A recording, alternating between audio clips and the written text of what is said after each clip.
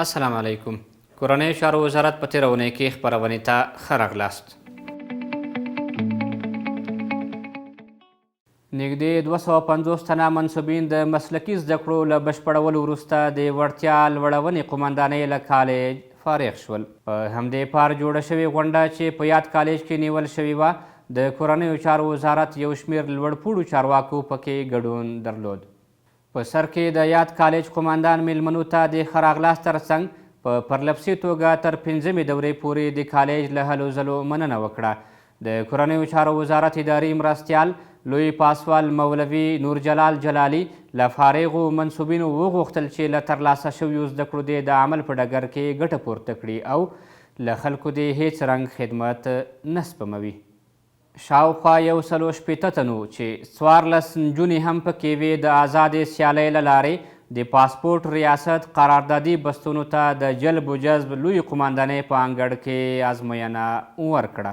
د ازموینې له پیل وړاندې د کورنیو چارو وزارت د بشري سرچینو رئیس مفتي محمد اسماعیل حنیف پر تقوا او پوهې د ټینګار ترڅنګ په روڼتیا خبرې وکړې. هرات کې د نشه یي توکو لویه کارخونه او عمان بوټي وسوځول شول. د هرات د نشه یي توکو پر وړاندې د مبارزې پولیسو د یاد ولایت په ادرسکن ولسوالۍ کې د نشه یي توکو یوه لویه کارخونه چې 2580 کیلو د عمان بوټي هم پکې وو کشف او وسوځول. هیره دې نه وي چې یاد ناوړی بوټی د شیشه نومي نشه یي توکو په جوړولو کې کارول کیږي.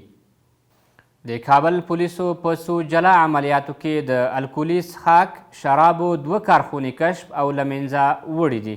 په ورته وخت کې پولیسو د کابل ښار په 2مه، 10مه، 11مه حوزه او بګرامۍ ولسوالۍ کې 15 تنه د نشه یي توکو د جوړولو او خرڅلاو په تړاو له 2 ارادي موټرو او 1 کیلو پوډرو سره نیولي دي.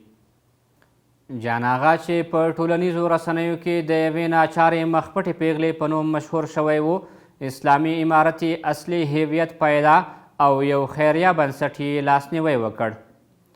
جان آغا چې په کابل ښار کې د روزګار په موخه له خځلو او ډیرانونو اوسپنې ټولولې او په وینا یې چې له دوړو او سړو د مخنیوي په موخه یې څراغ په خپل څادر پوښله. په دې وروستیو کې په ټولنیزو رسنیو داسې انځورونه خپاره شوي وو چې د ټولنیزو رسنیو کاروونکو ګومان کاوه چې نوموړې کومه بېوزله پیغله ده. په وروستیو څو ورځو کې نوموړې ته هیوادوالو ګڼ شمېر مرستې هم راستولي دي چې د کورنیو چارو وزارت د شهیدانو او معلولینو چارو ریاست له لورې ورته وسپارل شوې. یو تن چې غوښتل یې 80,000 امریکایي ډالر په ناقانونه بڼه ایران هیواد ته واړوي، د هرات ولایت د پولساتو پولیسو له لورې د اسلام کالا بندر په اړونده سیمه کې ونیول شو.